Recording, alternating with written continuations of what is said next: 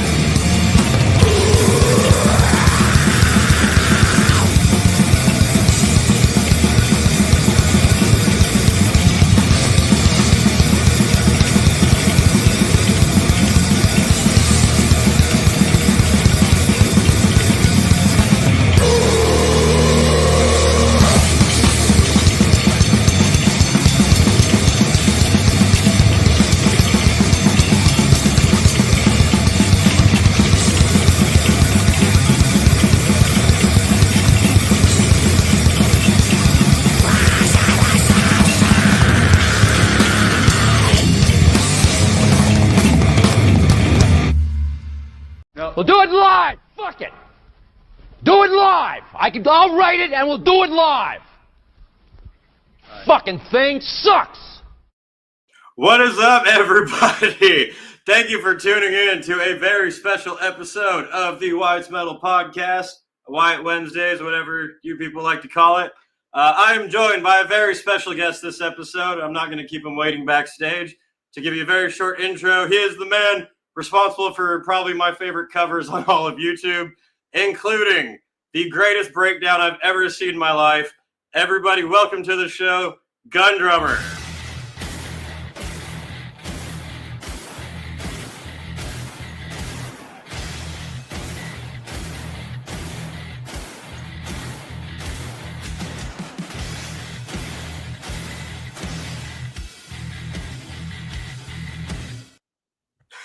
What is up, dude? Thanks for tuning in. Of course, man. Yeah, for those who are unaware of you, how would you describe your channel? I just shoot guns to music. I've been playing drums for like 18 years, and I just never thought it was loud enough, so I started shooting some guns, and my first video did pretty well, and Lamb of God saw it, and I was like, all right, so I'll just keep making these.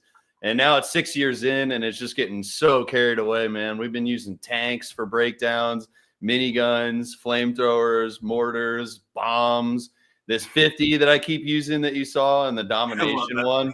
And I'm concussing myself bad. Like, I'm trying to look for a new muzzle brake, is that really aggressive part in the front that like shoots the shockwave out. And last time, dude, I got lost on my way to the pizza shop that night in my hometown that I grew up here. I was forgetting people's names for like a couple weeks. So, God damn. Yeah. So, you know, but it's worth it for the content, right? Yeah, dude. Do it for the vine. The first video I saw of yours, fuck, what was it? I think it was one of the Christmas ones. And I was just laughing my fucking ass off. I think it was the Mariah Carey one, because that one killed me. And then I saw the Sabaton with the tank and everything. And yeah, your videos are fucking hilarious, dude. Thanks, man. I wonder, how do you have any hearing at all after not only doing drumming, but firing all these fucking things? You know what, man? I wear hearing protection pretty religiously. I'll be completely honest. I think most of my hearing damage comes from, oh, my camera's mirrored.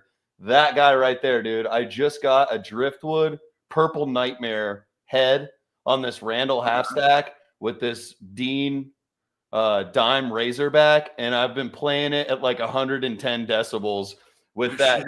Yeah, which is almost 9mm, you know, like volume, but sustained in this small room. And I got the PA system back there, so I'll just put something on that PA and then just keep cranking that thing up. So I don't know. I think the guitar's doing more than anything, but it feels great. It feels great. You must feel normal when there isn't some noise like vibrating your whole body. You need constant just... Oh, for sure, man. When you're laying in bed at night and it's silent, it's just like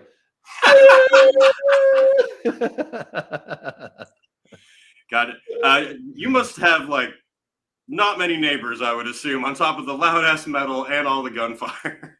Yeah, no, I can't live in the city, man. I moved way out in the country and built a house out here, so I just got free reign to be a maniac out here and shoot the flamethrower and, you know, shoot shotguns in my living room. Those are the videos that crack me up when you're like in your house and you just pull the shotgun and start firing out the window. It feels good. I know it looks crazy, but I recommend it if you do it safely, you know, maybe not if you live in the middle of town. Probably not. Yeah. If you live in LA like I do, it's probably not a great idea. No. But, yeah, dude.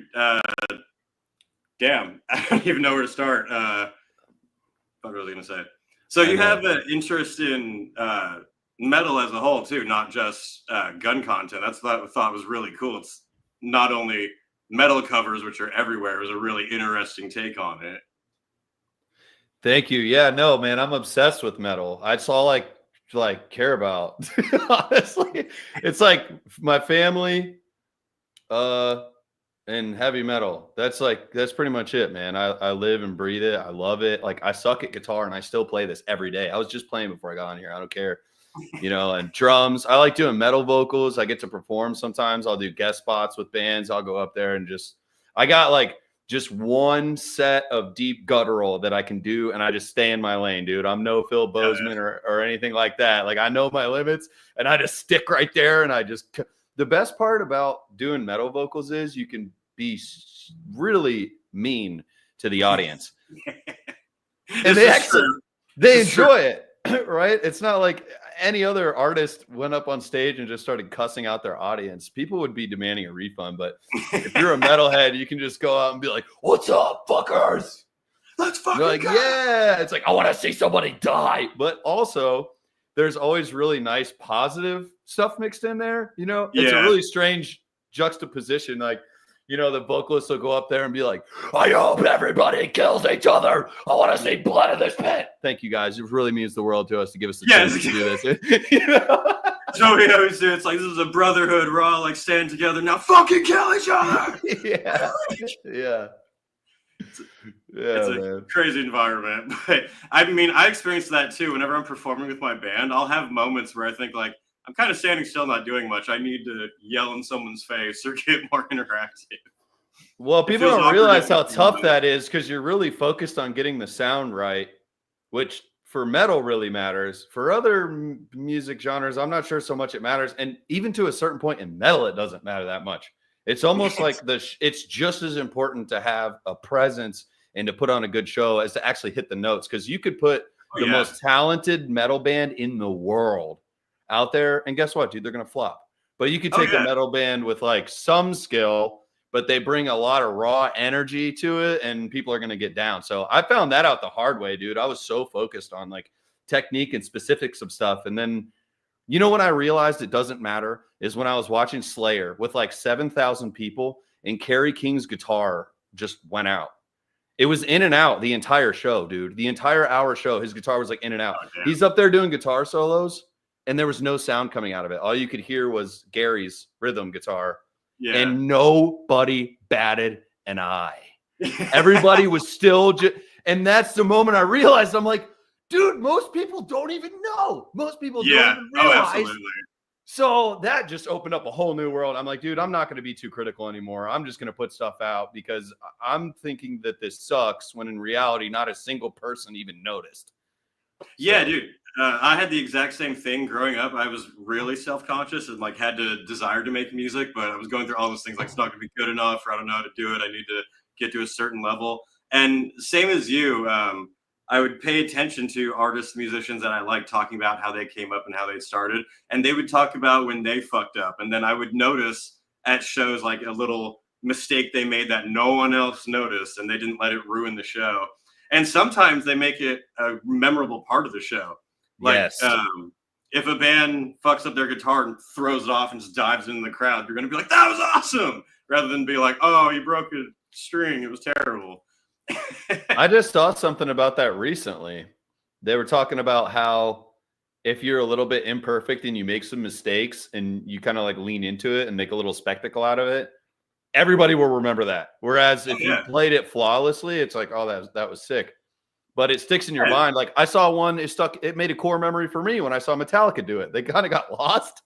And it was great. It was awesome to see because they're gods. Like, dude, first of all, I don't know how James is down picking like that for 2.5 hours. That just blows my mind.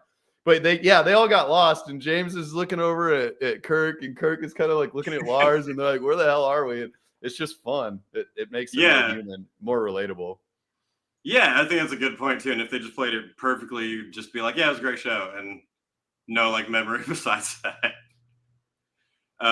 Yeah, that's a great advice for anyone watching who is thinking about starting a band or any type of thing. Like, don't be your own worst critic.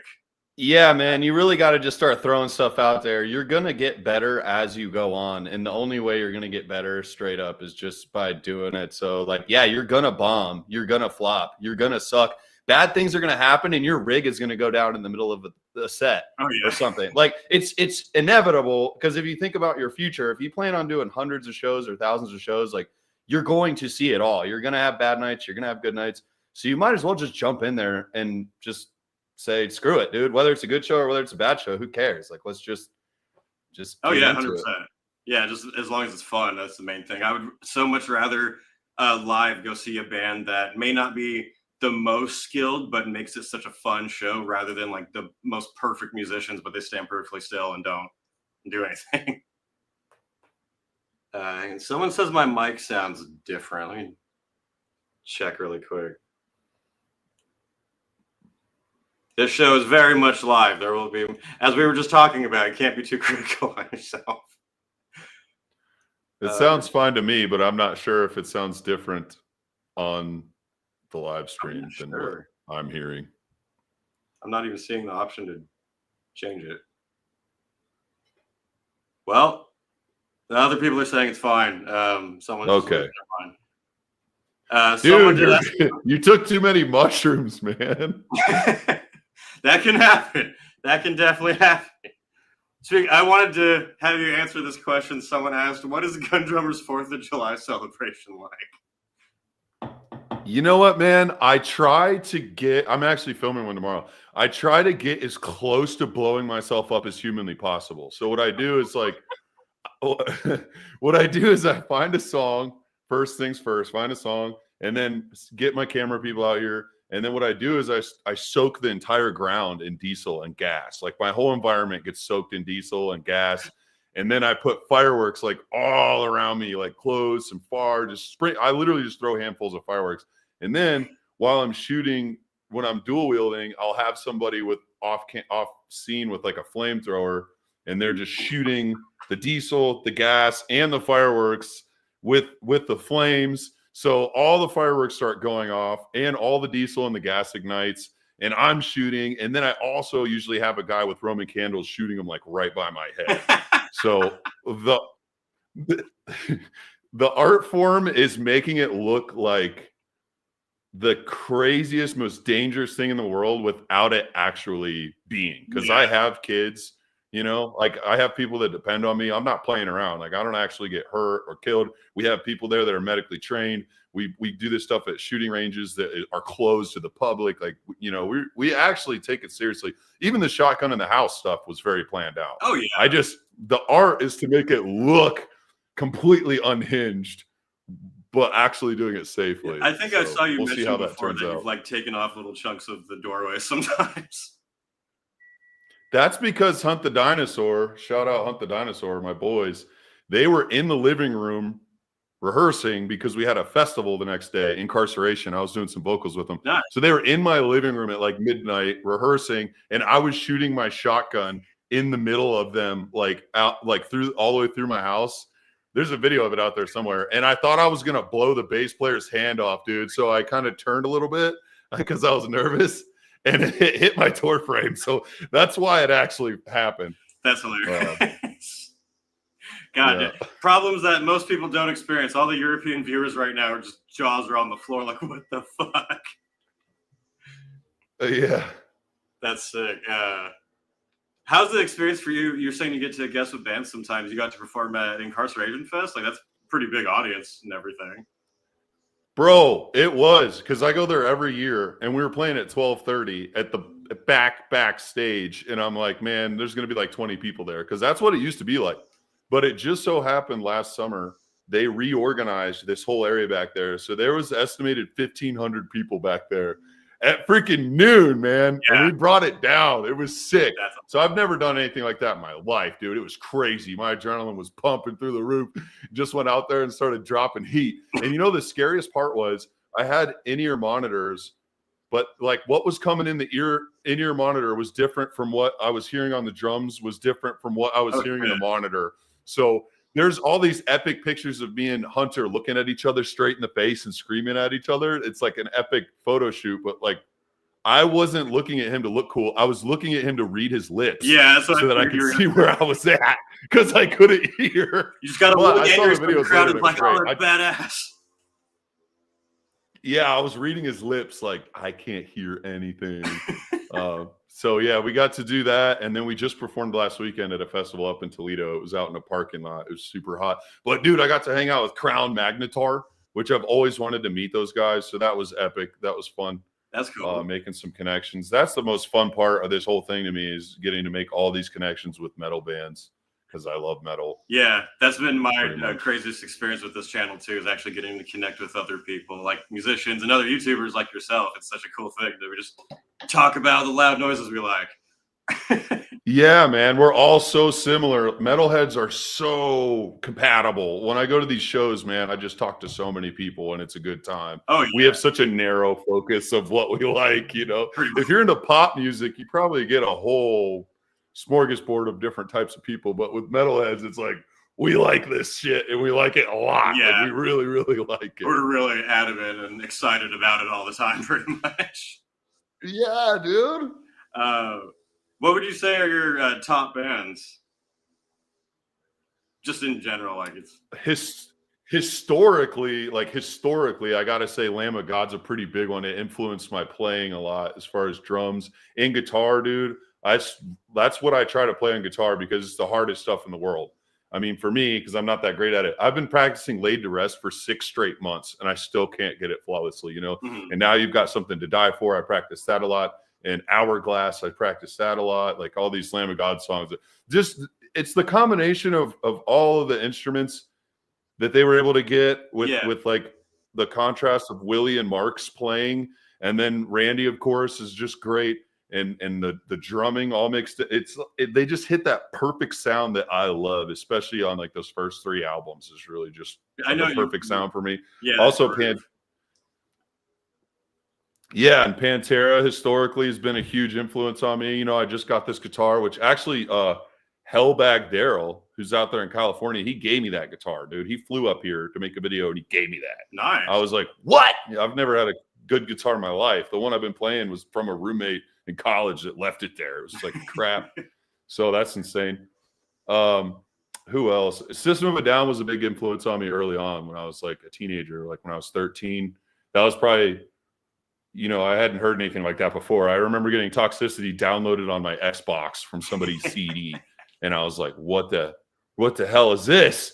You know, so that was a big influence on me. Now I don't even know, dude. I like, it's such a big scene and there's so many bands, dude. There's bands out here that I'm finding that not a soul in the world knows about, but they slam and they're the shit. And I hit them up on Instagram. I'm like, dude, you guys are incredible. Like, what?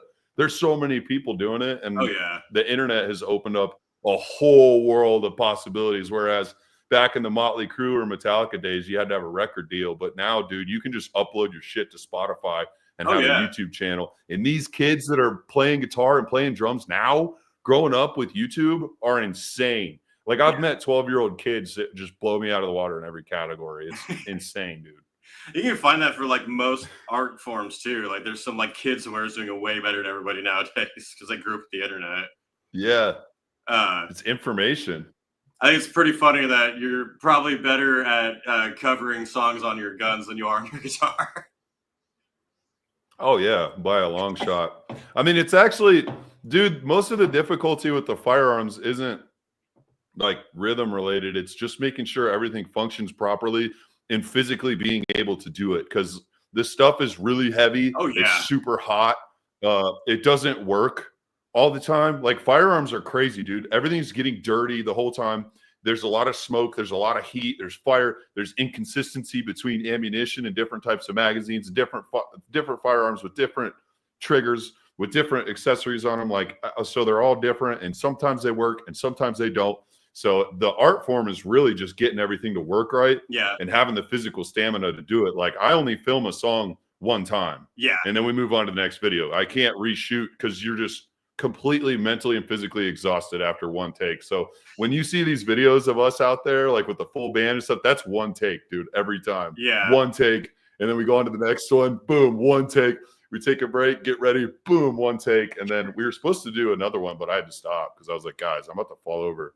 I feel dizzy. Like, I was thinking that because that 50 cal with the drum mag that you had, that's got to be insanely heavy just to pick up and firing it. Like, it is throwing your spine out. It's nuts. I swear, man. Like, I hope we can start doing real live concerts. I did a live concert with Twista last year, just south of Chicago, as a trial run. We had maybe like 70 people there in a PA system, and he was rapping facing the audience, and I was obviously shooting at the, you know, we were at a shoot. We hosted it at a shooting range. We're like next to each other. The audience is behind me.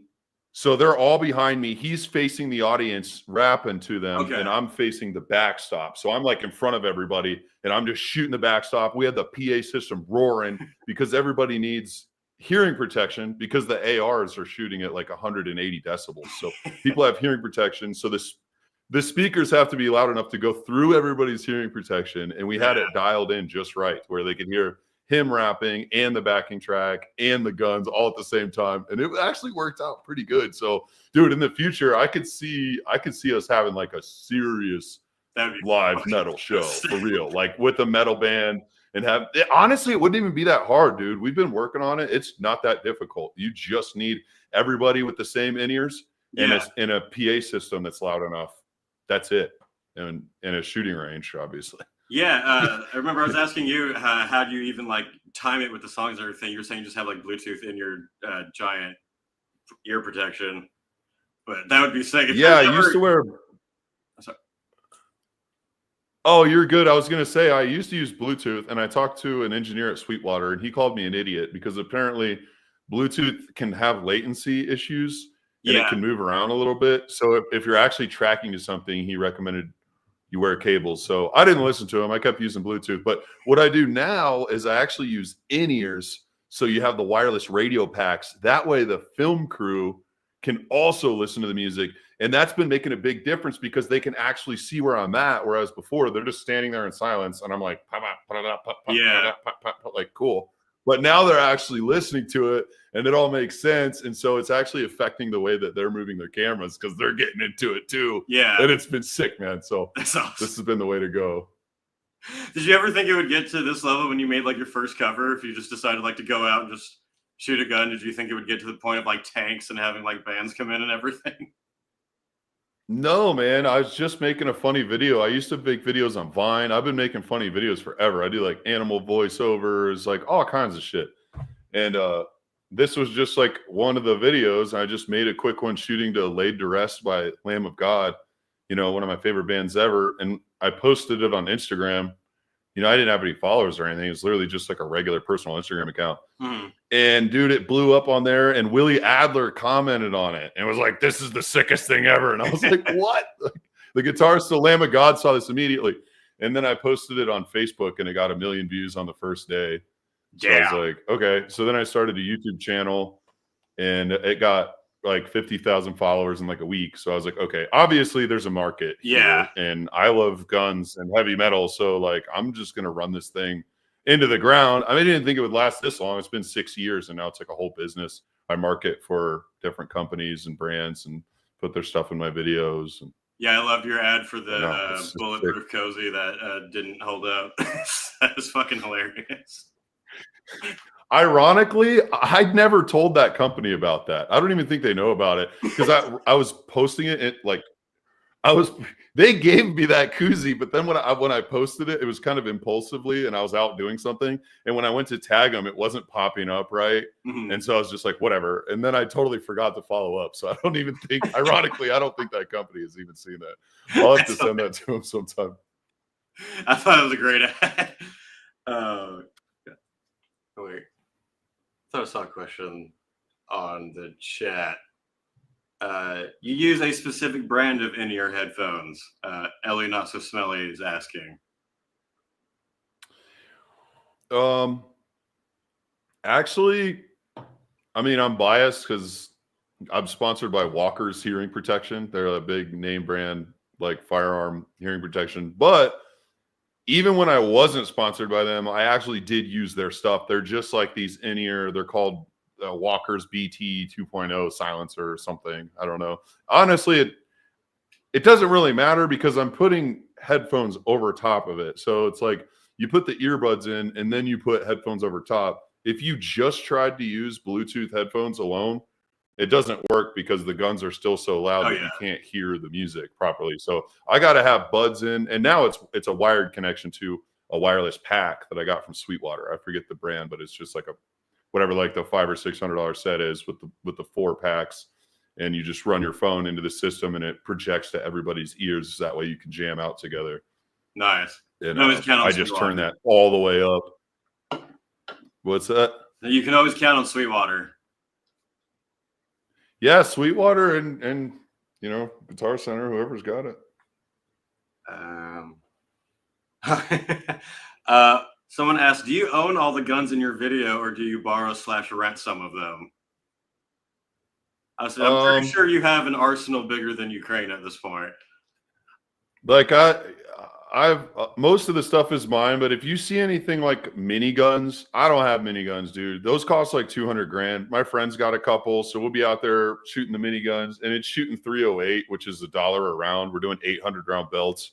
I'm not balling at all, actually. Yeah. I'm not on that level, dude. I can't be doing that. So no, I don't have any miniguns, and I don't have any machine guns because like there's been laws that are created where you have to take a lot of extra steps, and it's artificially raised the price of machine guns. So like if you want to just go buy an M16, it's like $40,000, which in all reality you could make that gun for like $800. So Yeah. it's like an artificial demand decrease is basically what's happened. But some of the guys out here are doing it. So if you see me shooting a tank or a minigun or something that's actually like a legit machine gun, that's not mine. I'm just borrowing it.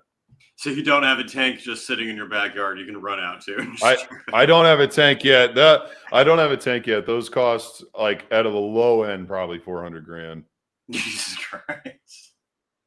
I know. That's and it's like $1,000 a shot, dude, for the main cannon. Yeah, that's what I've been saying for a while. There's Like your channel's got to be the most like expensive YouTube channel out there to make videos. Honestly, dude, I don't have a lot of money. I have a lot of really, really cool people that have helped me out. Like the guy that owns those tanks, you know, he sold his website for $300 million or whatever, and he just bought 20 square miles in Texas, and he's just balling out, dude. He bought a bunch of animals. There's herds of giraffe walking around in his yard, buffalo, like antelope, turtles, wild freaking cows, kangaroos, dude. Oh my gosh, it's crazy. But yeah, he bought a bunch of tanks, and they were gracious enough to just let me go out there and shoot. That this dude retired and was like, I need a tank and a giraffe. Yeah, for sure. If you guys want to see the best video from that, you can look up Slipknot "People Equals Shit" with the tank. That's like one of my proudest videos I ever made, dude. I thought I was gonna die. That video was fucking awesome. Crazy. I had to lay down after that. I was laying down in the Texas sun in the sand, like hyperventilating. Jesus Christ. Have you ever had a video where you like passed out or had some type of, I don't know, medical thing happen? I felt like I came close to heat exhaustion sometimes, man. When you're out here filming in like July or August and you got a costume on, like if you look up "Don't Tread on Me," GunDrummer, I did a 4th of July video years ago I where saw I had that a one. full, that was hilarious. like it's like a colonial era militia uniform. It's got the coat and the hat and all this stuff. It's all thick cotton, and I'm making this thing on like July 1st. So I saw that video. That shit was hilarious. This one right here, and yeah, dude, that's a crazy day. Not your typical metal covers on YouTube. Exploding, go. Yeah, go forward a little bit. About to shoot the tank right here. Yep, right here. What? How much? Dude, that's the craziest feeling. The shockwave is gnarly when you shoot that thing off too. I bet. And I love that you got the top gun too. Yeah, this is the 50 BMG. Browning M2. That's so awesome. Dude. Thanks, man. I saw you said went to the Sonic Temple Festival recently, I think. Yeah, I just went to that. Yeah. How was that? Do you hit up a lot of people? I don't know, dude. It could have been better. It was nothing with the artists. It was just the setup. They had a lot of sound problems the entire day, honestly. And I don't know. I go to Incarceration, which is at that prison that Shawshank Redemption was filmed at. Really? I didn't know that one for some reason. Yeah, dude, it's that same prison in Shawshank Redemption. It's up by me. I live up here. I live in Ohio. Mm-hmm. So I go to that every year. And dude, the energy in there and the vibe in there is insane compared to Sonic Temple, which is just an hour from me. I don't know why. I think maybe because Sonic Temple's out in this big open concrete blacktop area, you know, like there's not a lot of character to it. You're just out there sweating, and then they're like having sound issues the whole time because the venue can't figure their shit out. And then the headliner's in a stadium, which stadium audio is not my favorite thing. Yeah. Whereas Incarceration, it's still like 30,000 people, but it's more it's cool, dude. Like the vibe at this old haunted prison the whole time in the background, and it's like on a hill and there's grass. It's just like the vibe there is just crazy. And people are going ham for some reason when they go there. They're ready to just lose it like it's their last day on earth. Whereas Sonic, everybody's just like having a good time and chill. But as far as the bands, I saw All Shall Perish, absolutely killed. Nice. After the Burial, one of my favorite bands ever. After the Burial, absolutely crushed. Saw I saw Cannibal Corpse, and I love his intro to I Come Blood, which is like my favorite thing in the world is to watch that intro. I actually saw that intro on accident twice in my life, 17 years apart. So I don't know what the odds of that are. How does that work? When I was a teenager, I was at a festival, and I didn't know who Cannibal Corpse was. They were on some small side stage, and I walked by to go somewhere else, and I just hear this dude, and this big dude standing up on stage, and he's like, "This is a happy little song about shooting blood out of my cock." And I was like, "What?" You know, so I turned and watched, and he's like, "This song's called I Come Blood." And they play that song, and I was just like, "What is this?" I've never seen some shit like that in my life. So here, 17 years later, I go to Sonic Temple, and I go into the stadium to see Metallica. But I was like, dude, I'm leaving. I'm tired. I'm like in the nosebleeds. Yeah. Metallica's tight, but man, I gotta go. And so I walk out of the stadium with my wife, and I'm walking down the steps on the exterior of the stadium, and I look down, and here's the stage right there, and there he is. And he's like, "This is a happy little song." And I'm like, "Babe, this is what I've been telling you about all these years." She's like, "What, the coming blood thing?" And I was like, "Yeah, this is it." So it was on accident. So I literally saw him say that 2 times in my life on accident, 17 years apart. That's hilarious. Crazy. Like, it's the coming blood guy. Yeah, dude. That's fucking cool. She's like, "Oh my God, you guys are disgusting." Because That's she's just like a what takes it too normal far. girl, you know. She's not. Yeah, That's what it is. Yeah, not the shooting guns. Yeah, it's not like shooting guns in the living room or That's awesome. It's the coming blood. That's the issue. I love how your whole video is going to be like age restricted now because we said that so many times. Probably, yeah. As you know, it's just barely go anywhere. But that's I would rather talk uncensored than be like tiptoe around YouTube standards and everything. They're always changing too, dude. It sucks. Like the goalpost is always moving around. Yeah, like, dude, me and my friends that I do their show with been talking about the analytics for a while. Then I saw yours. I was like, oh my God, YouTube. Yeah.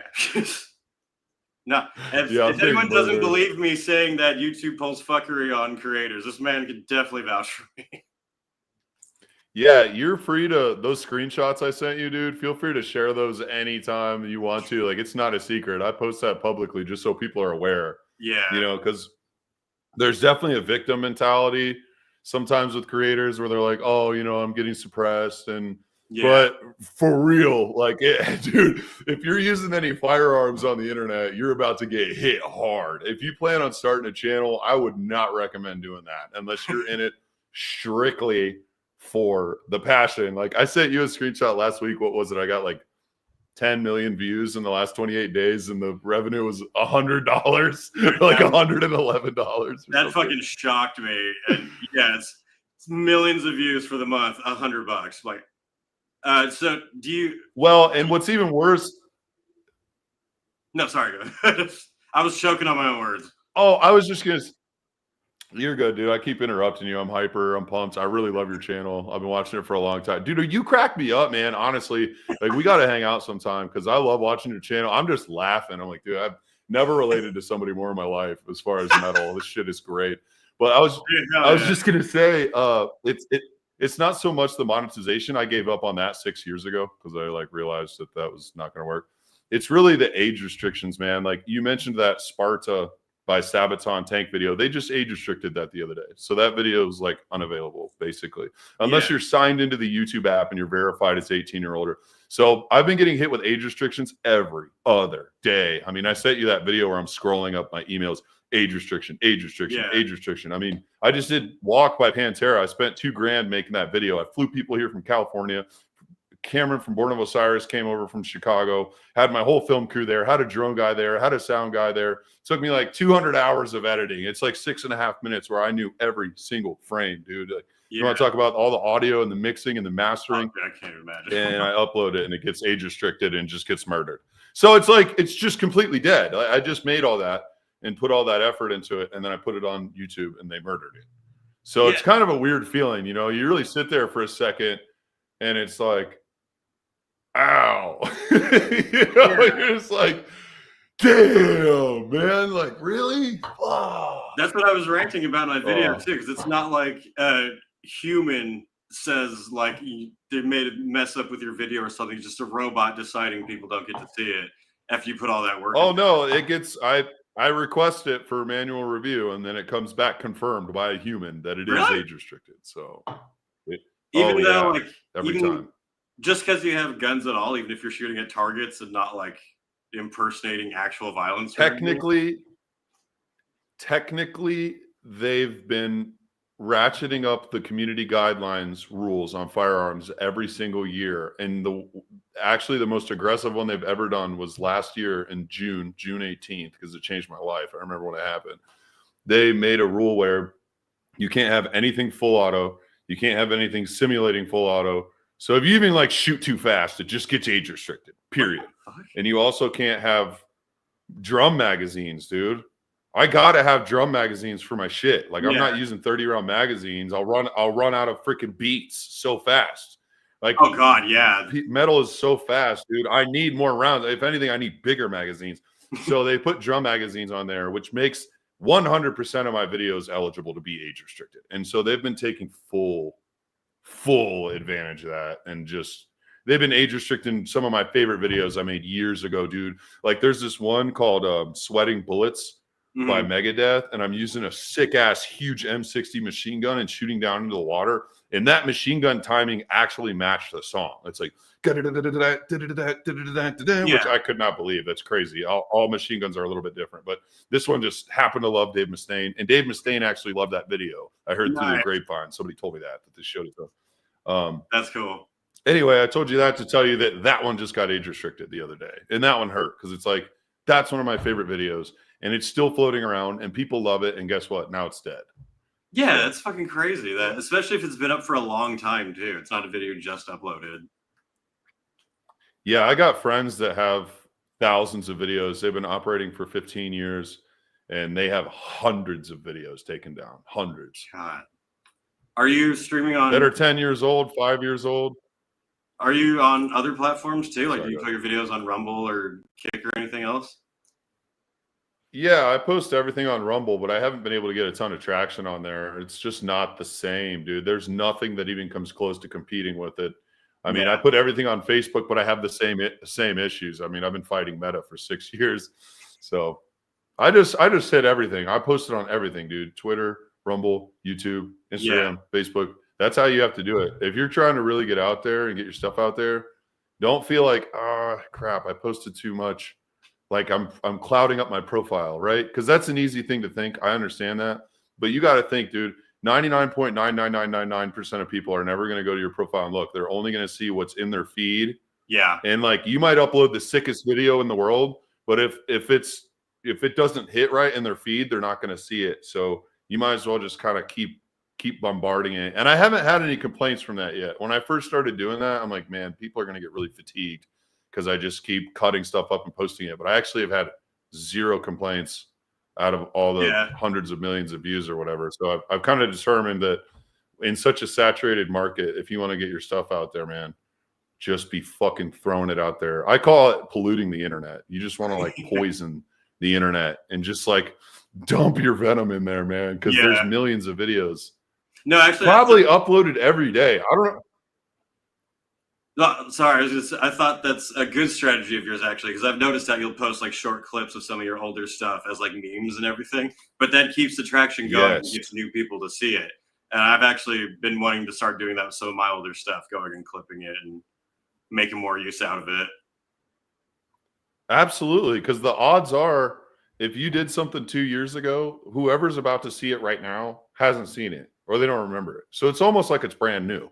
And I discovered that through Facebook mainly because I'll schedule it out for a month in advance, like 3 videos every day. They're just running. And every single time, dude, people are like, holy shit, I can't believe you finally did this song. And there might be 100 comments saying that. Well, I did that 4 years ago. Yeah. But like, they're just now seeing it. So it's almost like there's so many people in the world, dude. You might as well just throw it out there. Oh, totally. Yeah. And then I'm sure you get, like you just said, you'll post a new video and someone's like, oh my God, I'm just hearing about this person. You never know when someone new is going to come across it. Yeah. But I've, like you were saying, you work really hard on a video for YouTube to crush it. I always get frustrated when I'll put a lot of work into video, spend like a week writing and researching and editing and putting it together. And then I'll take a clip from this live stream about Tim Lambesis doing something stupid and I'll throw that up and that will do really well. But brother, it's really just keep doing it. Anybody that's guaranteeing you views, I don't know, man. Like some people claim to have cracked the code or whatever of the algorithm, but I've been doing this for 6 straight years, posting almost 7 days a week, dude, on every platform. And I swear to you, dude, I have spent so much effort and time making the perfect video you've ever seen. Like I dumped my heart and soul into it and I post it on YouTube and it gets like 1,000 views. Yeah. And then I might film something in like no time at all. Wasn't even thinking about it. Wasn't even going to really post it. I was just randomly making a video and I upload it and it gets 7 million views. So it's crazy how it works. I wish I could figure it out. That'd be the $1 million question. Yeah, I agree. And many of my YouTube friends have been trying to figure it out and have gotten nowhere, basically. Because by the time you do figure it out, they just change it, the algorithm again. Yeah. Someone asked, are you on Pepperbox? I think that's no, but I have it on my to-do list. Literally, I have a physical to-do list right over on that table, and it has Pepperbox on it, and it has Trigger Hill TV, maybe something like that. But that's on my list to get on. Nice. And Ellie asks, thoughts on Demolition Ranch? Man, he's one of the OGs, and I remember binge watching his videos when I first found him like 15 years ago or something. He was an inspiration to a lot of people to get into gun YouTube world, whatever you want to call it, you know. And he actually just retired, which is crazy because he's the king. You know, he's on top. He's got the biggest channel out of everybody. His gun channel has like 12 million views, which for a gun, or 12 million subscribers, which for a gun channel is crazy. And then he has this second and third and fourth channel that are also huge. That guy is so talented that I could never even pretend to scratch the surface of the level of success that dude had. Like, and he's a veterinarian and started a YouTube channel off of being a veterinarian. And then he goes and remodels his house and makes a successful YouTube channel out of freaking remodeling a house. And he has kids and a family that he takes care of. I'm like, bro, God damn, you're doing too much. So he actually just retired like 6 months ago, and I'm so happy for him. He basically made a video, and he was like, guys, my kids are growing up, and this is all I've been doing. He's like, I got to go. So yeah. I wish him all the best. I'm so happy. That'd be awesome. That's the goal, right? Like acquire enough resources through all this crazy shit that at some point you can just walk away. Like Nick Nocturnal just did that. Yeah. Holy shit. That was big. What's happening? It seems like every day I turn on YouTube and there's another I'm quitting video pop up. I never thought I'd see Nick. Dude, I thought Nick was a permanent installation on the internet. Well, now he is. I mean, he's going to be immortal now because he made so many videos. But pretty much, yeah. I'm happy for him, too. Yeah. I'm happy for him, too, dude, because he was starting to look strained a little bit. Like, nothing against him, but he was definitely like, dude, he worked way too hard. Did you see his posting schedule? It was like every single day, 8-minute video. I'm like, what? I tell myself to like try to do that and be like, people do this like full time. You need to have that standard and do that. And I'm like, I cannot compete with that level. That's nuts. But yeah, like I remember first checking out metal stuff on YouTube, and Nick would pop up every single time whenever there was a new song or anything. And then same with Finn McKenty and everything. Yeah, dude, that was so sad. I was actually a big fan of his channel. I'm not afraid to admit it. I watched like all of his videos. I loved it, dude, because I like listening about bands. And so he would just do these kind of like 45-minute things on bands. Dude, I would listen to that driving in my car, taking a shower, whatever. I'm like, man, I'm a fan. And I actually talked to him for years. Like I'd send him cool shit on Instagram that I'm doing, send him a video of like me and Twista hanging out, doing a song. And then like when all that came out and he was just like, I never liked music. I did it for the money. I hate you guys. I'm leaving. I just don't understand it. Like the best I can figure is that maybe his base got so negative and there was like so much toxicity surrounding it that he got jaded is the only thing that I can think actually happened like, there. At least a part of that. Yeah. It's hard to tell how much he really meant by he didn't have an interest in it. Cause there were some videos where he clearly had knowledge. There's no way. You wouldn't know of if you just like did a quick Google. Yeah. He's like, I was just making videos off of Wikipedia. And I'm like, no, dude. Like, you went so hard. This dude would go so deep and so specific about a thing that happened in 1984 at this venue, in this spot, with the opener to this band that he saw. And I'm just like, there's no way you're making all that up. There's just, how the hell could you make that up, dude? Yeah. Like, if so, it's insanely impressive. I could see that maybe he was doing more stuff that he was really interested in, and then those weren't getting as well as traction as the really popular shit that maybe he didn't want to talk about, and then kind of ended up in that direction. But yeah, he had a very ungraceful exit, I think, from the internet. I hate it, man. I really liked his channel, so I hate it. That sucks. I don't know. Some things in life really confuse me, and that's one of them, dude. You can put that on the list of shit I just don't understand, like the pyramids, you know? It's like right up there, dude. Like right on the Sphinx enclosure being like 12,000 years old and shit, and then them having these giant obelisks underground. Yeah. Like right above that is Finn McKenty. Finn McKenty's just being right like, what? There's like Easter Island, and there's Finn McKenty. It's pretty on par with each other. Yeah, man. Someone over on Twitch asked, have you done videos with Brandon Herrera? I was just watching this video actually talking about the whole big beautiful-ish gun bill thing. Yeah, long story short, there's been a couple bills that people have worked really, really hard on to get in there. I said hard on, to get silencers taken. Because the National Firearms Act in 1934 had put silencers and short-barreled rifles on a registry. So, like when you buy one of those things, you have to register, and you used to have to like wait a year, and you get a tax stamp, and you pay the $200. And people worked really hard to get some legislation in there to take those things off. So you could just go buy a suppressor to protect your freaking ears, and you can have a rifle that's short without like registering it with the government. But now it's all getting screwed up because politicians just really can't figure it out, dude. But as far as Brandon, I met him really early on. Actually, when I made that tank video, he was standing right off screen. Like if you look up Destructo tank cover, it's Hunter and I doing a song with the tank 4 years ago. And if you skip to the very end of that video, you'll see I did a behind the scenes thing where Brandon's standing there and you can hear Hunter. He's like, and I'm like, hey, son, where'd you find this? And I pull the cord, and the tank just goes, and Brandon's hair just kind of flies, and he turns around. He's like, am I the only one that didn't expect a fucking tank to go off? Because it just hit him by complete surprise. He just didn't know like what the fuck I was doing. Not suspecting a tank. That's I've met Brandon. Yeah, Brandon's cool. I've seen him at a lot of events through the years, and he's always been cool with me. And really, he's been doing great, man. Like when I met him, he had like 300,000 subscribers, and was like kind of smaller, not small, but like now, dude, he's like he ran for freaking Congress and shit in Texas, and his channel's huge. Like he's doing way bigger shit than me, and I'm really proud of him because he really started from the bottom, dude. He's been doing that for a long time. A lot longer than me.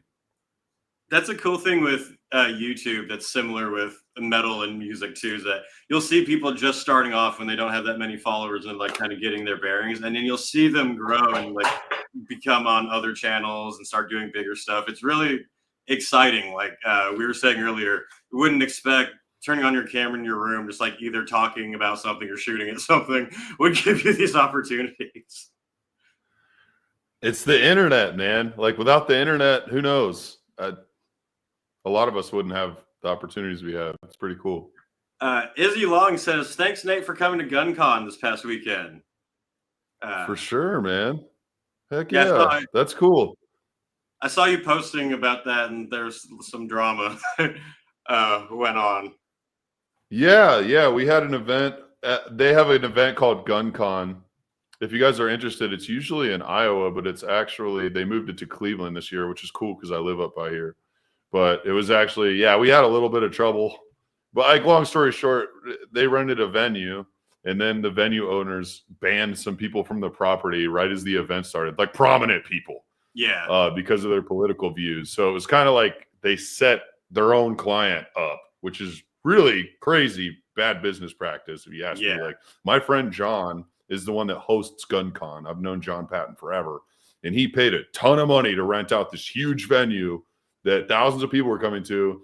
And then the owners of the venue struck right as the event started, and they banned the Attorney General of Missouri, a keynote speaker, from the event, kicked him off the property.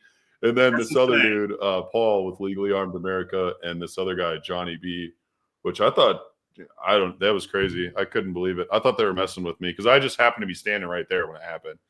Yeah.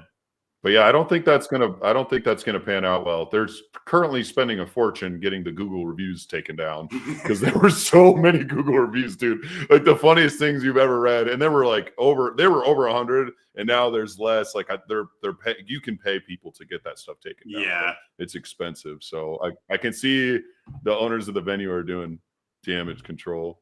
That's crazy though, to do it like as the event's starting, not like a couple days before or some type of bullshit. Like literally as people are there. That's pretty nice. Yeah, it is clearly an attack, you know. Yeah. So, I mean, if you're in a gun group and you're doing gun stuff, you're gonna take heat. Like even the fire marshal came there and started questioning the occupancy, made people wait in line. It was so hot, dude. All these people are just waiting in line that bought tickets that were not supposed to be waiting in line. Another guy showed up and was asking for all the papers of the food trucks, denied one of the food trucks, sent him away from there. Like it was a coordinated effort by Cleveland and the venue owners. Like I'm not trying to get tinfoil about it. I'm just saying I watched this happen. I witnessed this happen, and it's like, unbelievable, you know. Yeah, it's a really stupid, weird setup. Have I met Kentucky Ballistics? Yes, I've met Scott multiple times. He is like a really genuine family man. I mean that. That dude, he just spends time with his family and he makes videos with his dad, and sometimes he severs his jugular every once in a while. Good guy. How does that happen? I'm unfamiliar with the context here. Dude, he had a gun explode. He sells these shirts that say "stick a thumb in it" because he had this gun explode and it literally went into his neck, cut his jugular, and flew down into his lung and collapsed his lung. And he shoved his thumb inside his neck to stop the bleeding. And his dad drove him, and they met an ambulance like halfway, and he went to the hospital. But yeah, he could have died. Jesus. So now, of course, he merchandises it, and he's selling all these "stick a thumb in it" shirts. I even bought one. At least he has a good sense of humor. Yeah, gotta be careful. Yeah, Jesus. I actually didn't even think about that when you were saying you film your videos in one take. It didn't even occur to me that you might have like a gun jam or something bizarre happen and fuck up the whole thing. I'll just switch. I just switch, dude. I just throw the gun and I pick up another one. I used to try to sometimes you'll see my videos, I try to fix it. If I think it's a quick malfunction, I'll just, but starting over, I found out is just the wrong way to go. Yeah. Like if you're halfway through, dude, and you have some problems and then you get demoralized and stop, you're fucked because you just wasted 400 rounds. That's gone. And now you're getting tired. So I learned to just bulldoze, dude. Just like if you were playing a real set on stage. Yeah. And your shit goes down to the best. Like, unless you lose a serious dude, like last weekend, we were playing at a festival called Death Fest. And every musician's worst nightmare happened. Hunt the Dinosaurs up here. They're jamming. I'm actually just standing right backstage because it's not my part yet. It's not my feature yet. Dude, the whole rig with the guitar stuff all plugged into it and his freaking laptop on top that's connected to their in-ears, that's connected to the freaking router, to the sound guy who's controlling the sound wirelessly off his iPad in the audience, all fell over. It fell over. It unplugged. Everything unplugged. The guitars just went completely mute. It was a nightmare. Everybody runs up there, dude. We're trying to put everything back up, put the rig up, plug everything in. But it was crazy. So in that case, we had to stop. Hunter's like, dude, he's the only one with audio. He's like, we're sorry. We're trying to get it fixed. But yeah, but other than that, I mean, just do your best. You can't like power. That's when we're like, oh, the stage fell down. We're going to have to fix it. Yeah, so there was a guy that worked there for the rest of the set who stood over a side stage leaning over the railings, and he had his arms around the freaking stack, and he's just holding it because people are jumping on the stage and it's flexing and the whole rig's wobbling, but he's like, nah, dude, I'm going to make sure this doesn't fall again. So that's awesome. Funny. So do you have your own band, or you just do appearances with Hunt the Dinosaur? Yeah, people keep telling me to do my own band, but I don't know, dude. I'm down for whatever. I just do features and shit. Like I play with Hunt the Dinosaur, and then actually Hunt the Dinosaur and Twista and I are all working on a thing right now. So it's going to be, cool. We're going to do a few different things. I think it's going to be like probably doing some metal vocals on some rap stuff, and then have him do a verse in some metal shit. Like we're trying to blend the worlds a little bit. I would love that. So yeah, I don't know, man. I'm down to jam for sure. Yeah, I've been wanting to hear metal with an actual like rapper doing well over it. So I'm actually very interested in that. And then guns on top of that. That sounds awesome. Yeah, right, dude. Yeah, I don't know. Like I just love metal. So whatever happens, happens. But I'm definitely not going out of my way to start a band. And like I got young kids at home and stuff like that. So I just don't have the time. But I love being involved. I love being in the scene, meeting photographers, meeting videographers, meeting metalheads, meeting different freaking musicians. I'm in it. Yeah, that's I know. I saw that you're going to festivals, obviously, and shows and stuff. That's right. Someone asked, what was it? Has a gun exploded in your hands? If so, what was the most tragic one? Or I guess, what's the worst accident you've had? Yeah, man. So I lost this hand a couple weeks ago. No, no, I haven't had anything explode on me. The reason Scott blew up his thing was because he was shooting something really ignorant. It's called a slap round, and it's not a slap. I forget what it's called. I forget why it's called slap. I forget the acronym, but whatever. Long story short, this round he had bought that was reloaded by somebody, and you never know. Like buying reloads, especially at that size. Yeah, it's it could be a pipe bomb for all you know. Like if they used the wrong powder, there's all different kinds of powders, or if they put too much in there. So what had happened was when he fired it, the round was way too hot and it sheared the threads off of the back of the barrel and chamber in this case, and it nicked a piece of the gun, a little piece of metal that flew off and then like went into his neck. But no, I've never had anything. One time we did have Enterprise Earth. They're a band. They came over, and the one time I've had a gun explode was half of these dudes were from California, and they're really super scared of guns. And I'm like, I've got them out there. I'm teaching them. I'm like, guys, so you can see where this is going. Yeah, right? It's like the worst timing ever. So they're already nervous about guns, and I'm like, all right, guys, just come out. I'll show you how to do it. Whatever. My buddy goes up, and we had bought some reloaded rounds. And basically his gun exploded. Like he brought it up and I'm like, guys, like we'll show you how to do it. Go ahead. Here's a demonstration. He pulls it up and it's just like, it just blows up. And he's like, he turns around and he's like, am I bleeding? Nate, am I bleeding? I'm like patting him down everywhere. So dude, traumatized straight up. Like I forget who it was. It was like the drummer and one other guy were like, nope, fuck you. Like we're out. I'm like, I swear that doesn't usually happen. I swear that's not normal, So that was the one time. That had to happen with Californians too. That's perfect. I couldn't believe it. I was like, man, they're always going to be scared now. What's your favorite gun to shoot? Your arsenal? I'd imagine that 50 cal. Dude, probably the 50 BMG is sick, but also there's serious repercussions to my traumatic brain injury from it. So it's kind of like mixed with some sadness. But the Desert Eagles, dude, I got 2 of them now. So they're 50 cal handguns. The Desert Eagles. I gotta say, if I had infinite ammo for one thing, it'd be that, because I'm just out there, dude, dual wielding those. Ever since the first probably Matrix Desert movie, Eagle. I've been obsessed with the Desert Eagle, and I saw you pulled out. Me too. It's Me fucking too. rad. Yes. So it's a lifetime goal of mine that I achieved there. And actually, I just signed with them today for a year of advertising. So fucking Really hyped, dude. nice. I'm about to make Desert Eagle content for an entire year. Yeah, that just happened earlier. So If Desert I'm Eagle so needs another excited. person to sponsor, I'll happily. I'll figure out a way. I got you, dude. I got you. That's awesome. Let's see. I try to keep up with my chat, not ignore everybody. Mr. Darkmare's asking, what's your favorite thrash band? Does Power Trip count as a thrash band? Yeah, Oh, it's Power Trip then. good answer. Rest in peace, Riley Gale. That freaking sucks, dude. Did you ever get He to passed studio away a with few him? years ago. No, but I used to drunk dial him. I used to drunk dial Riley. I got his number from Instagram, dude. I was just like, dude, I've drunk dialed 1,000. I've seriously drunk dialed everybody before.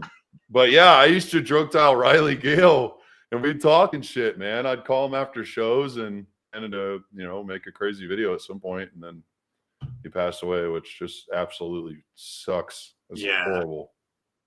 Yeah, that sucks. I got to see them, I think 2 or 3 times when he was in the band. Once opening for Nice. fucking sick. Yeah, they kind of blew my mind when I heard them. I'm like, wait, this is a new band? Because that sound is just so good. Yeah, the hardcore crossover to thrash type of sound.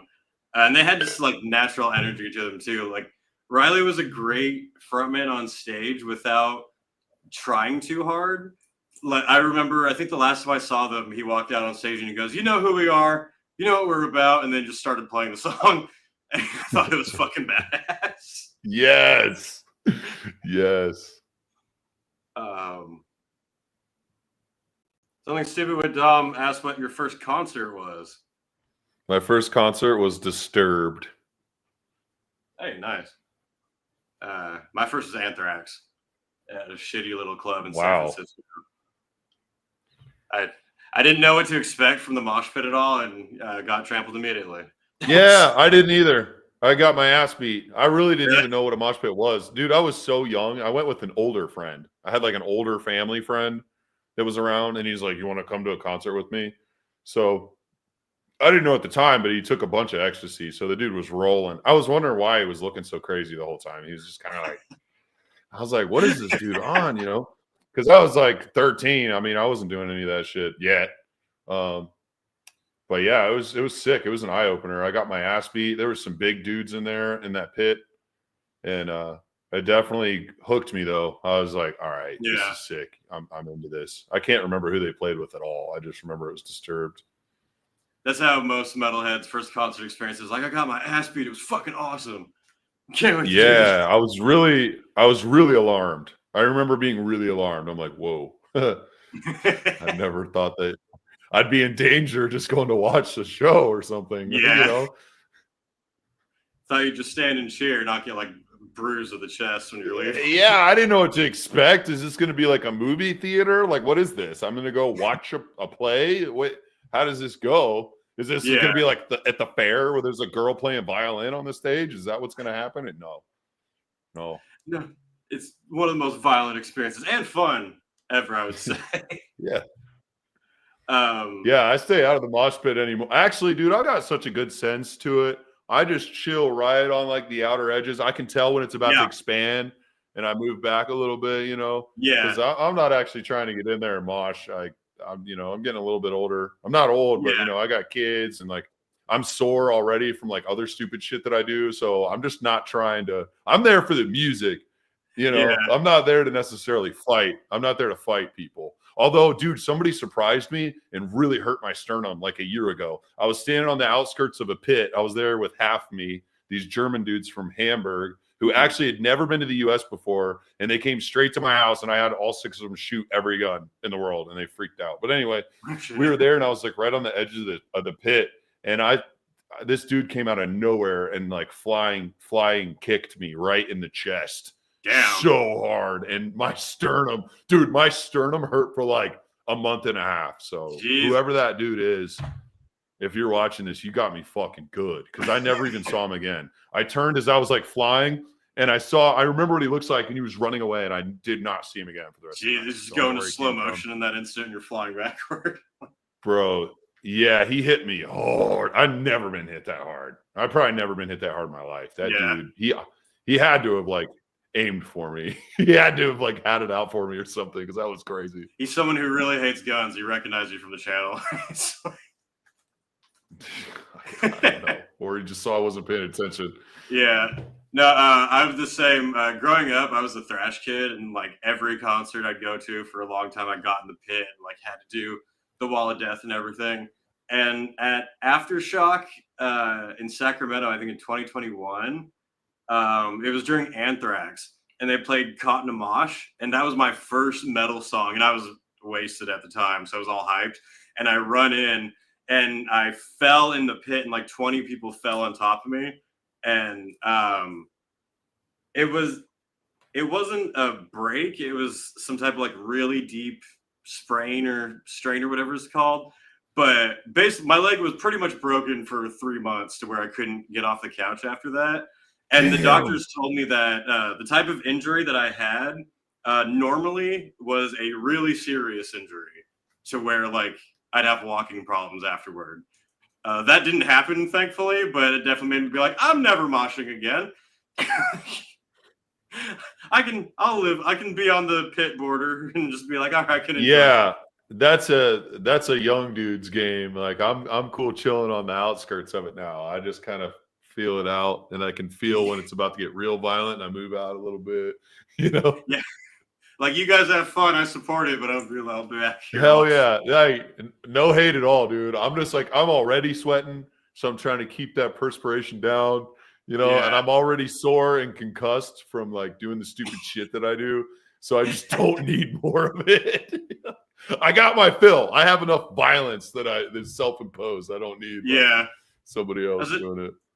After the day of shooting all your guns, the metal shows like your relaxation afterward, to be like, all right, I need to calm down now. Not have so much chaos. Hell yeah, dude. It's a good feeling. Like, you really feel like you did some cool shit. Oh, I'm sure, dude. It's like ultimate relaxation, but excitement. Like, it's not like relaxation where you're bored. It's relaxation like, damn, I just did something insane. Holy shit. I just want to sit on the back porch, dude, in the moonlight and just like sit here. That's great. How I feel. I've told my band that as excited as I am for when we play shows, I'm equally as excited for after the show when I can go home and be like, oh. Dude. Like, job well done. Yeah. That's actually the motivation that gets me through very scary things, is I think of the triumphant feeling afterwards. That's how I get the motivation, dude, because I get so nervous, man. I start getting stage fright. And then if I'm doing I just start thinking, dude, I don't even want to do that. Like, I don't even want to go. But then I start thinking, dude, you have to go. If you want this to be your future, and you want to, like, you cannot turn these opportunities down. You have to go. And so then I start like messing with myself, and I'm like, all right, just think about the moment right after, because it's going to be here soon. So just think about that. And you got to go through this. But also, that's kind of sad, dude. So I've been trying to work on rewiring it not that way, to where I'm actually enjoying the moment and looking for the moment, because that's what matters. It's just hard because it's scarier, right? Yeah. So it's easier to try to look past it, but I think it's a cope. So I've been trying to slowly but surely, like, just force my brain to be like, dude, yeah, it's going to be scary. You're going to have butterflies. You're going to be nervous every time. Yeah. Oh, well, like, there's nothing you can do about it, dude. You got to just fucking roll with it. Yeah. It's just what are you going to do? I like that you're perfectly comfortable, like, blowing up your entire yard around you while firing off 2 shotguns, but going on stage is like, fuck, I can't do that. Yeah, dude. Blowing stuff up in the yard's no big deal. Because, like, no, I'm the exact same way, though. I've had times where my band's playing a show and we're playing pretty late, and in my head I'll start being like, oh, I don't want to like go on this late, like, this is gonna suck. And then I'll have my second voice come in and be like, shut the fuck up, you pussy, like, you get to do this, stop whining. So I have to like fight myself in my head to be like, no, I get to do this. But I'm sure that happens I'm sure with making your videos, you probably have similar moments like that too. You're saying you get tired firing off a 50 cal endlessly. Yeah, I get super nervous before my videos only because I know I got one shot. So Yeah. that's why I start getting nervous as fuck. Because there's a lot there. I got 15 people there and we're all focused, and it takes like 2 hours to set everything up. And then it's like, this is it, dude. This is the moment. As soon as you like, if you start messing up, it's all gonna start going downhill. So that's why I get like so anxious. And I always think I'm gonna forget something. That's the main thing. I'm like, what am I forgetting? That really drives me nuts, man. I swear, like I'm so nervous about forgetting something. So I don't know. Yeah. I got some mental stuff to figure out with performing, I guess. Like with your videos or performing on stage? Both, like all of it, you know. I've talked to some really high level people, dude, that perform a lot, and you get a myriad of different reactions. Yeah. Like some of them really aren't that nervous.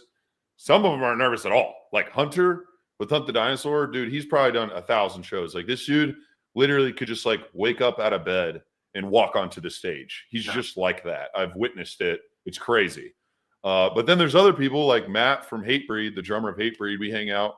He gets so nervous that he's dry heaving before every show. Damn. And it's like, bro, you've been playing for 28 straight years. He's been playing for 28 straight years with Hatebreed, and he still gets that nervous before a show. And then you have people like Johnny Hawkins from Nothing More. I hang out with him. He's one of the most talented people out there, dude. He's an incredible drummer. He's a crazy singer. Yeah. And like you talk to him and he's got like this kind of like raspy voice. And then for some reason, when he starts singing, it's like the voice of an angel. I'm like, bro, how do you do that? But yeah, I don't know. Everybody's different that you talk to on that level. Like some guys, it's really not a big deal. And other guys, it's like the first time they ever went on stage and they're freaking out. Oh yeah, and hear of legends like still having a panic attack before going on stage.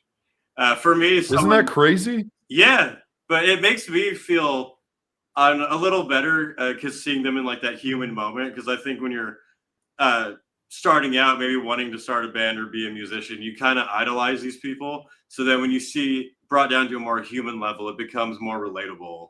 At least I think so. Yeah. But something stupid with Dom wanted to ask. So I show my viewers, I get retarded comments all the time from people. So Dom's asking, do you get any dumb comments on your videos? Like, so I just posted like that domination outro where I'm shooting the 50 with the drum mag, and there's a drone on a camera that flies right in front of the barrel. Yeah. Thousands of people thought and still currently think that that's a real cameraman that's running in front of the barrel. And they're mad at me. It went viral on Reddit first, this idea. And then this idea, like, it's like a virus. Murder cameraman. So all these people are mad at me for having a cameraman run in front of the Barrett when, like, dude, clearly it's a drone. I mean, I can't believe people don't know. It's so clearly a drone. The drone is even visible in like the next cut. You can literally see it fly across the screen. So here's what I did. I ran with it and I wrote on the screen, I wrote mouth breathers on Reddit can't tell this is a drone. It's on the screen, not the description. Like I literally embedded text on the screen, you know, and I posted it, dude. And that one went viral on YouTube, got 2.5 million views before it was age restricted and murdered, obviously. And dude, there were thousands of comments on that one of people mad at me for having a camera guy go in front of the gun. When it says right there. And it was oh shit, I think your mic dropped. I'm not picking up your audio.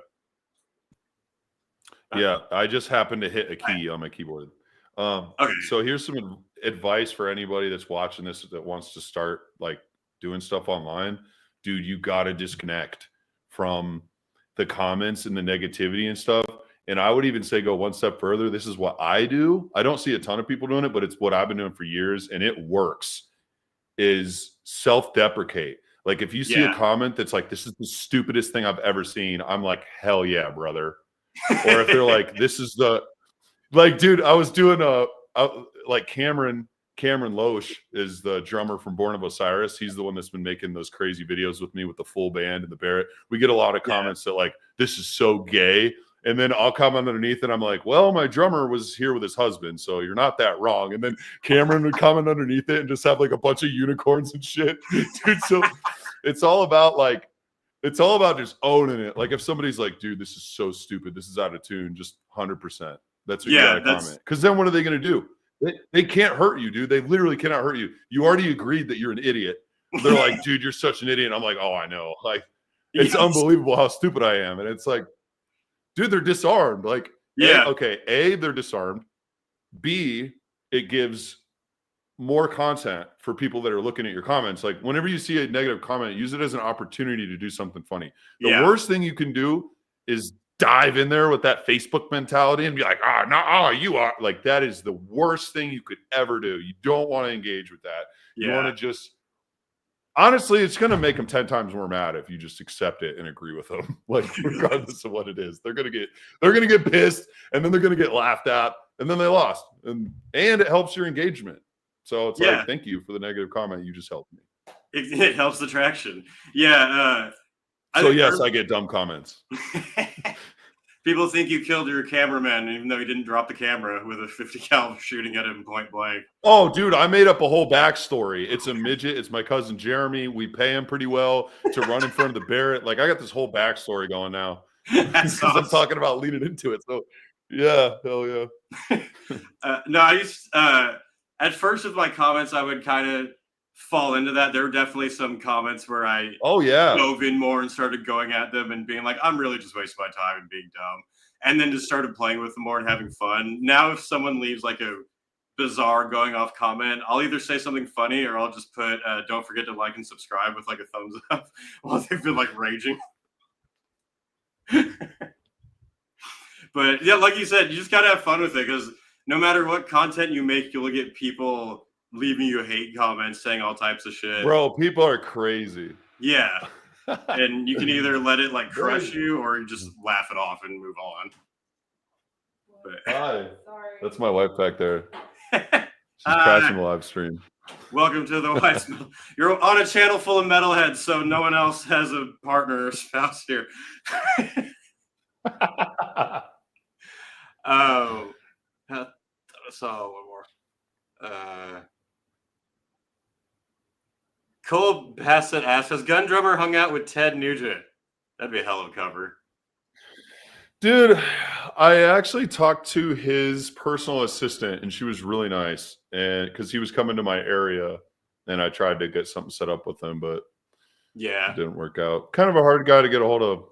I would imagine not super easy to just DM and be like, hey, what's up? Some people are, some people aren't. Yeah. Literally, like, dude, I've talked to some of the most famous people in the entire world. They just message me back right away on Instagram, and then we talk for years. Yeah. Whereas other people, you cannot get a hold of them. There's not a single channel in order to reach this person. Like, it's wild. Yeah. It's personal preference, I guess. Like, some people just, you got to think about it, dude. If you're like a super, super famous person, you got to set up your environment just right. And if you're not somebody that wants to be distracted all the time by other people, you just create a bubble. Oh yeah, just live in it. Whereas other people are just cool. Other people are just open to it, dude. They're cool as fuck. They don't mind. They check their DMs. They'll talk. It's just personality. Yeah. Have you had some like really surprising moments where a band like super loved your video or hit you up to come blow shit up? 1,000 times, man.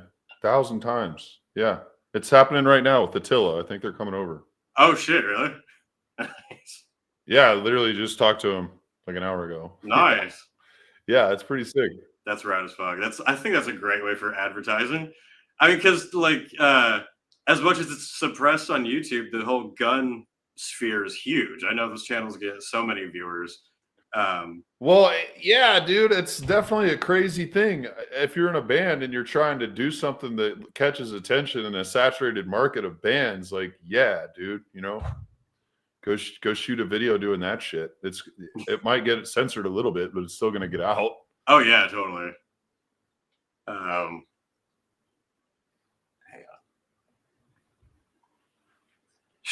Sharon asks, "What about Kid Rock? Have you collaborated with Kid Rock?" Actually, that's the first one that came to mind when you mentioned Ted Nugent and not being able to get a hold of people. I have not been able to get a hold of him. I tried because I think he lives not that far from me, and he'd probably like my shit. And I covered Ball with the Ball. Oh, did bang, you? Bang, diggy, diggy one time. Yeah, and it was, dude, really well received. Really well received. People loved it. I was acting like a goofball. I had a cane and shit for my outro. I was like pimp walking off of it. Have I not seen that? Actually, I started, dude. I can't believe I haven't seen that. The whole intro, I'm inside a porta pot. So it just starts out and it's like Ball with the bang, and it's just a porta pot. And then it's like, my name is Kid. I kicked it open and I had the 2 ARs in my hands already. Kicked open the door to the porta pot and walked out and just started shooting as I was walking. It turned out pretty good. But no, dude, he's the person I had in mind when I just described to you, like being impossible to get a hold of. That's literally the guy I was thinking about because I tried. Like, there's no way to get a hold of that dude. I mean, now if he's not at the White House, he's at his own like White House in his yard. So I imagine it's pretty difficult. Well, I heard he has a sick compound up in Michigan. I'm in Ohio, so I'm like, dude, it would be so easy to go up there and knock out a collab. I mean, that would be so fucking easy. Yeah, that would be dope. Maybe someday. Do you have any other like big dream artists you'd love to do a gun collab with?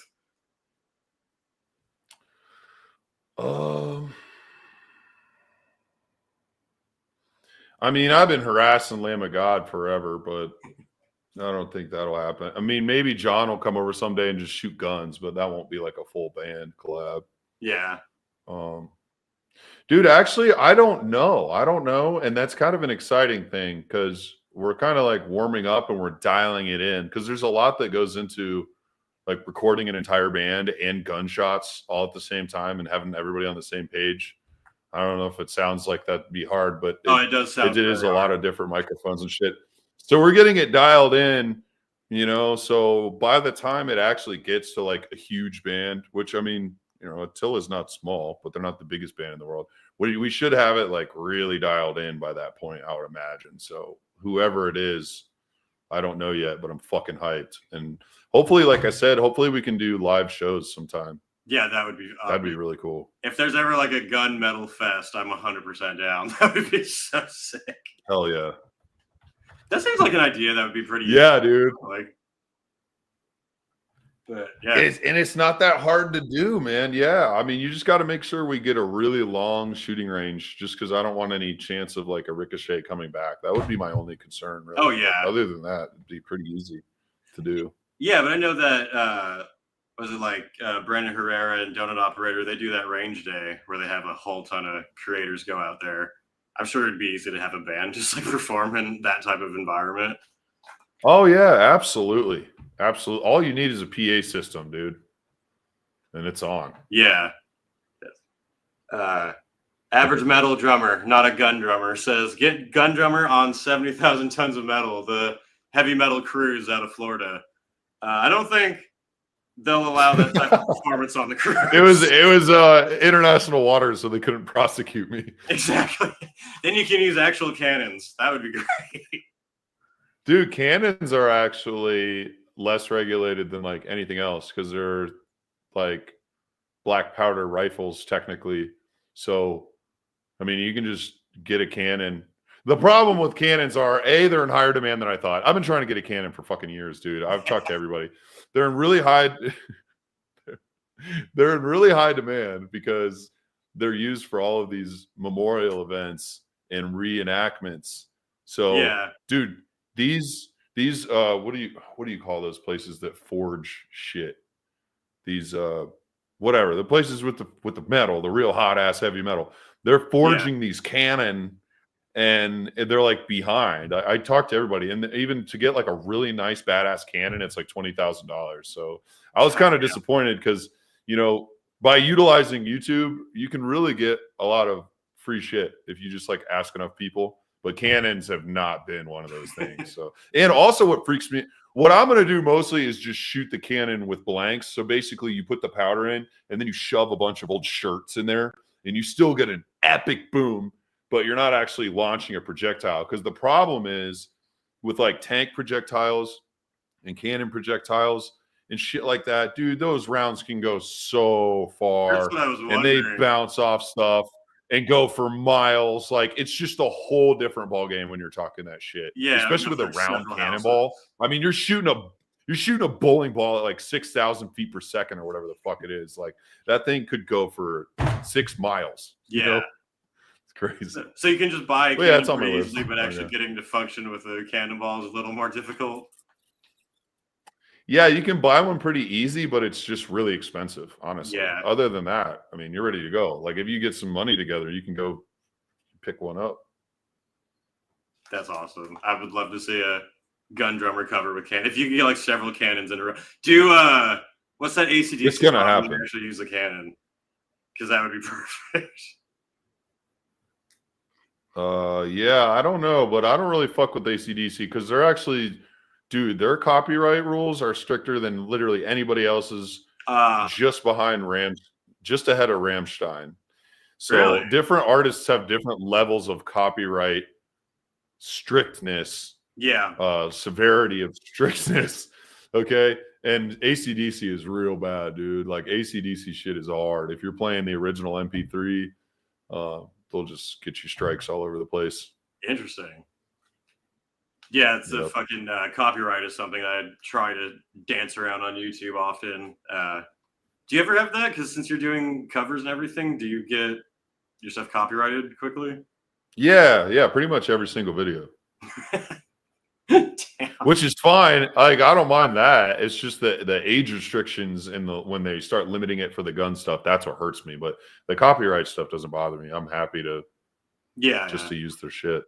What sucks is when it's blocked. Every so often there's a song that's actually blocked, and AC/DC is one of those. If you just if you go right now to your YouTube and you upload an MP4 that's the audio of Dirty Deeds, it will be blocked, which means it's not visible. You can't, dude. I even tried to go around it, and I requested a review, and I said I had permission to use it. So kind of lied. And it went live for like 2 months, but then it got taken back down. And then they were like, "No, that sucks, dude." I literally did a performance with Twista and used Overnight Celebrity, and it got blocked. And that one worked though, because when I requested a review, I was like, "Twista is literally in this fucking video." You know, like, the guy that wrote this song is in the video with me. He told me it's cool. They unblocked that one. So I've actually heard. Yeah, he's literally there. Yeah, I heard. I know a guy who manages a bunch of bands, and one of them was Sepultura. And he said that when he uploads their music videos on their YouTube channel, it will get hit with a copyright strike, and he has to like argue with YouTube, be like, "This is us on our channel." Yeah, it's pretty powerful. Their systems are pretty powerful, dude. It's a lot. It's a lot to work with. They're powerful on Meta and YouTube and Twitter. Like these automated systems that pick up MP3s, dude. They're even picking up covers now. Yeah, like that audio on the Domination video, we recorded that in studio. That's us playing that. There's not a single original MP3 on there, but it still got flagged for copyright. That's how good their systems are getting now, is that it can actually pick it up. Even if it's not the original MP3, if it's close enough, it'll pick it up, which is pretty impressive. They didn't used to be like that. Yeah. Yeah, you've been on YouTube long enough. You've probably seen a pretty big shift in like how more or less easy it was for channels to come up and be seen and do well, and then all like the restriction being implemented and algorithms changing. How's that been just for you on your own experience? Like, I'm probably the first couple of years were peak, I would guess, right? Yeah, before I was under the radar at first, and I was just crushing. Like, I was unstoppable. I could show you the chart when they found me, dude, and somebody just turned a lever off. But I'm not, I'm not here to complain about that. One big thing I would say that's changed the most is that when TikTok came around, it forced YouTube to create shorts and prioritize shorts. Yeah, and it forced Facebook and Instagram to prioritize reels. And so that's the biggest change I've seen on the whole internet, because YouTube used to be long form content was king, whereas now they're just like really just ignoring my long form content for the most part, and then like prioritizing shorts. So that would be the biggest change I've seen, for better or for worse. Us older guys are gonna be like, "Oh, that sucks. Back in my day, we had long videos." you know, but it's just the way it is. It's the future, and attention spans are shorter. And the real problem is I haven't quite figured out how much it affects your channel by posting a lot of shorts. I haven't figured out exactly if it harms your long form content to be posting shorts, because the people that subscribe from shorts aren't necessarily there to watch your long form content.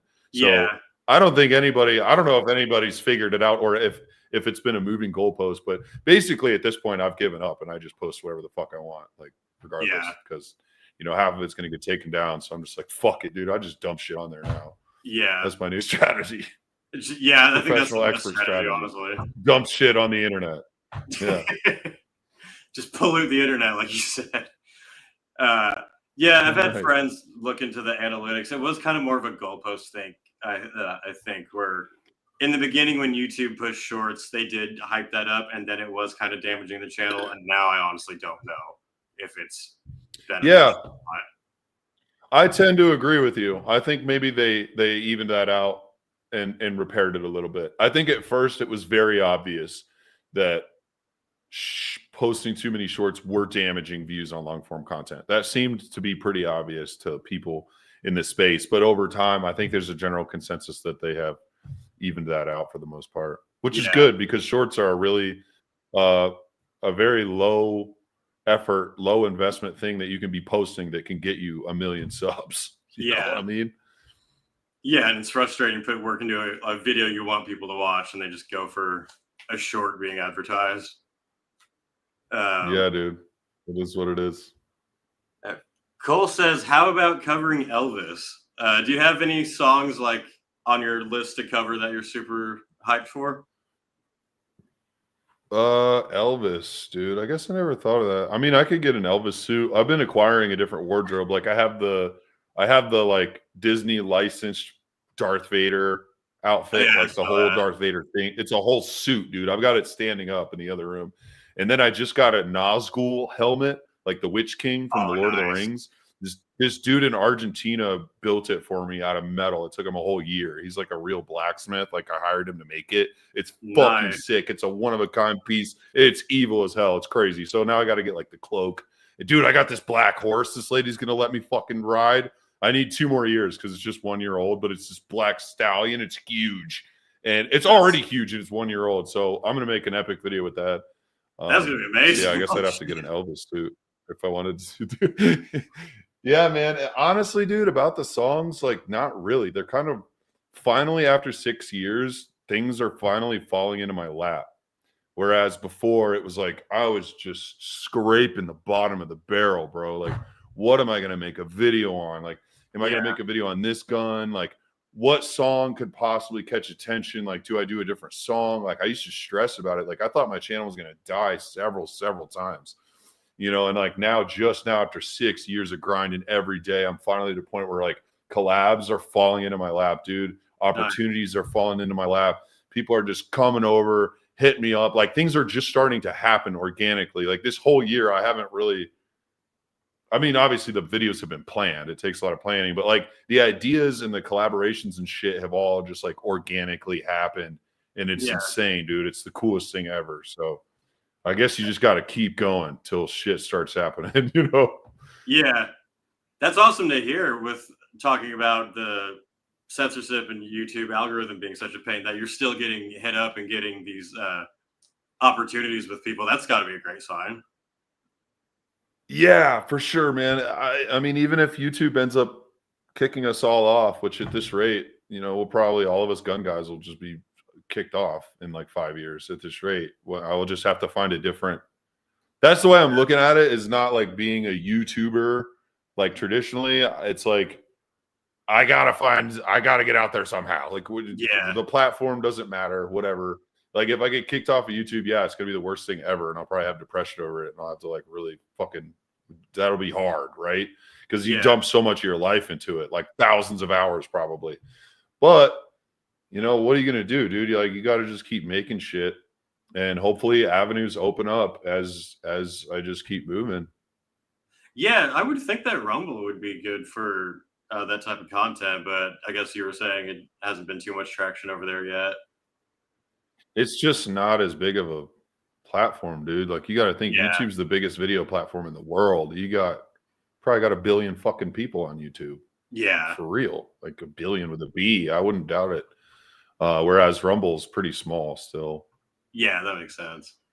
But I mean, we're all going through that same thing too. I think everyone on YouTube right now is working on like multi-streaming and putting their stuff out into different avenues. That's really the best way to do it now. Yep. You have to.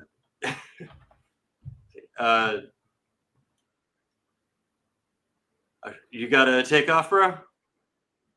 Yeah, I better jump off here. My wife's had the kids all day. So Oh, I'm going to go take the kids and let her go to the gym. Yeah, that is totally Give her a little understandable. break.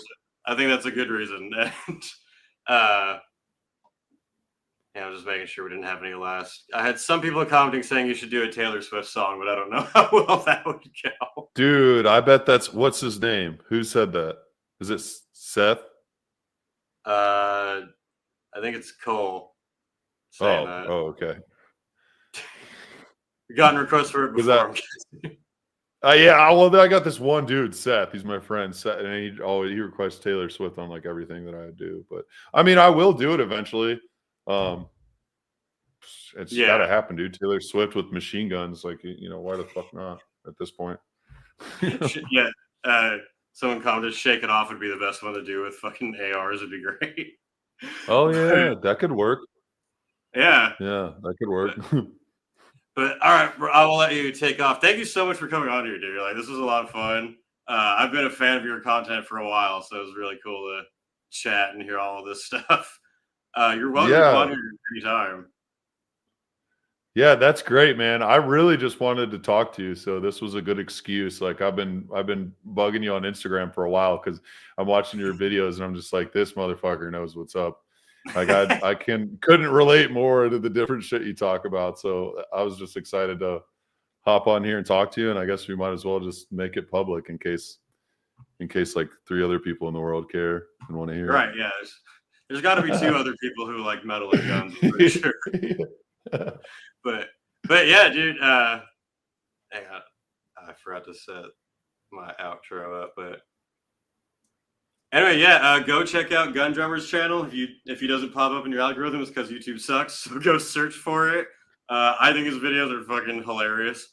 Yeah, and go check out my band Dark Insanity. We are playing a show in Long Beach this weekend on Saturday. If anyone's nearby. There will hopefully not be any guns there, but still come out anyway. And yeah, that's all for this week. And wait, computer fucking up. All right, and take it away. Now, this might strike some viewers as harsh, but I believe everyone involved in this story should die.